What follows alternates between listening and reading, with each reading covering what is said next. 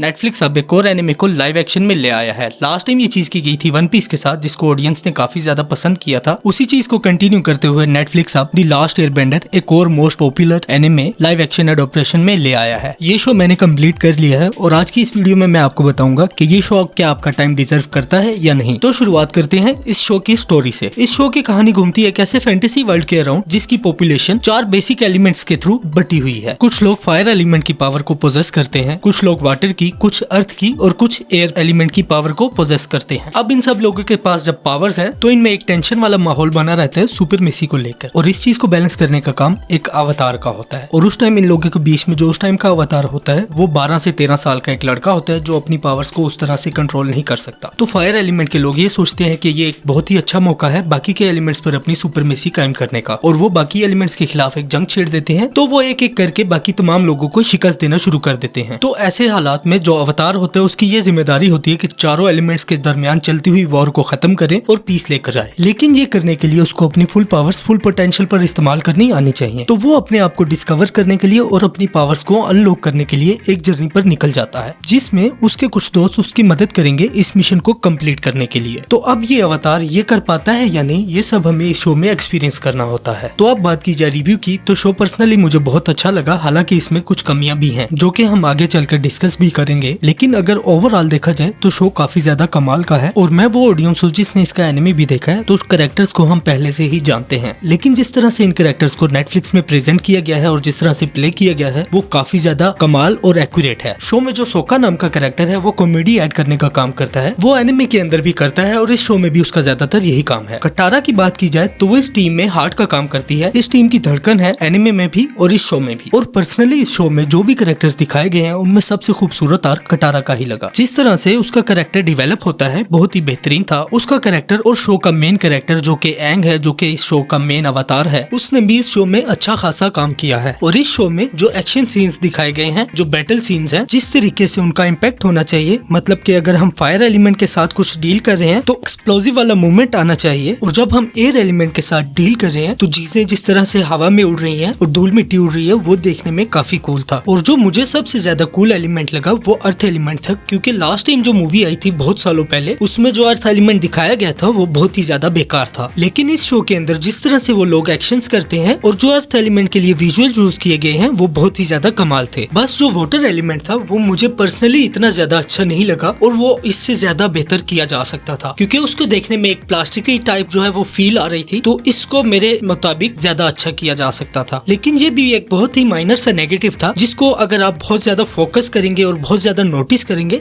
तो ही आपको फील होगा, अदरवाइज आपको ये फील नहीं होता। एंग के कैरेक्टर के बाद जो इस शो में एक और कैरेक्टर दिखाया गया प्रिंस ज़ुको के नाम से, वो भी मुझे काफी ज्यादा पसंद आया। हालांकि मुझे इस कैरेक्टर से इतनी ज्यादा उम्मीद नहीं थी, लेकिन इस कैरेक्टर को बहुत ही ज्यादा खूबसूरती से दिखाया गया है और बहुत ही ज्यादा खूबसूरती से इसको प्ले किया गया है। उसके और उसके अंकल में जो बॉन्ड था वो शो में बहुत ही अच्छे से कैप्चर किया गया है। जिन लोगों ने एनिमे देखा है उन लोगों को पता होगा कि ये बॉन्ड और भी ज्यादा स्ट्रॉन्ग हो जाता है और एनिमे में भी ये बॉन्ड बहुत ज्यादा इमोशनल हो जाता है। सेम इस शो में भी दिखाया गया था। सेम एनिमे की तरह इस शो में भी इन दोनों कैरेक्टर्स को फ्यूचर में बहुत ज्यादा इंपॉर्टेंस मिलने वाली है। खासकर प्रिंस ज़ुको के अंकल का जो कैरेक्टर है बहुत ही ज्यादा दिल को छू जाने वाला है। और इस शो में मेरा personally second most favourite character Katara के बाद भी यही है। बहुत ही खूबसूरती से प्ले किया गया है ये कैरेक्टर। इस शो के टोटल 8 एपिसोड्स हैं, तो ऐसा लग सकता है कि शो काफी ज्यादा बड़ा है, पर अगर एनिमे के पॉइंट ऑफ व्यू से देखा जाए तो 3 से 4 सीजन्स की कहानी को 8 एपिसोड्स में कवर करने की कोशिश की गई है, जिसकी वजह से शो की जो पेसिंग है और शो का जो मोमेंटम है वो काफी ज्यादा फास्ट फील होगा। एनिमे में ये सारी चीजें काफी ज्यादा स्लो हैं और काफी ज्यादा टाइम दिया जाता है हर चीज को। तो अगर आप मेरी तरह एनिमे व्यूवर हैं तो आपको ये शो काफी ज्यादा फास्ट फील हो सकता है, लेकिन फिर भी इस शो में सारी चीजों को काफी अच्छे से कवर किया गया है, जो कि इस शो का प्लस पॉइंट है। और अगर ओवरऑल शो की बात की जाए तो 8 एपिसोड्स कब गुजर जाते हैं आपको पता भी नहीं चलता और शो काफी ज्यादा स्मूथली चला जाता है। और इस शो में जो विजुअल्स हैं और जो एडवेंचर इस शो में दिखाया गया है वो बहुत ज्यादा अमेजिंग है, जो कि बहुत लंबे टाइम तक याद रहेगा। अब बात की जाए शो के नेगेटिव्स की, तो इस शो में जो कॉमेडी सीन्स हैं वो इतने ज्यादा अच्छे नहीं है। मतलब कॉमेडी सीन्स बहुत फ्लैट गुजर जाते हैं और हंसी नहीं आती जो कि आनी चाहिए थी। और जो आपका इस शो के कैरेक्टर्स के साथ एक इमोशनल बॉन्ड बनना चाहिए वो नहीं बन पाता। बस यही 2 नेगेटिव पॉइंट्स हैं इस शो के, जो कि इजीली इग्नोर किए जा सकते हैं, क्योंकि इस शो को जब आप देखोगे तो इसकी दुनिया में ऐसे खो जाओगे कि इसके नेगेटिव को आप नोटिस ही नहीं कर पाओगे। और अगर मैं पर्सनली इस शो को रेट करना चाहूँ तो इसको मैं 7 7 आउट ऑफ 10 दूंगा। तो आप अगर ये शो देख चुके हैं या देखने वाले हैं, आपको ये शो कैसा लगा, अपना पर्सनल फीडबैक हमारे साथ कमेंट सेक्शन में लाजमी शेयर करना।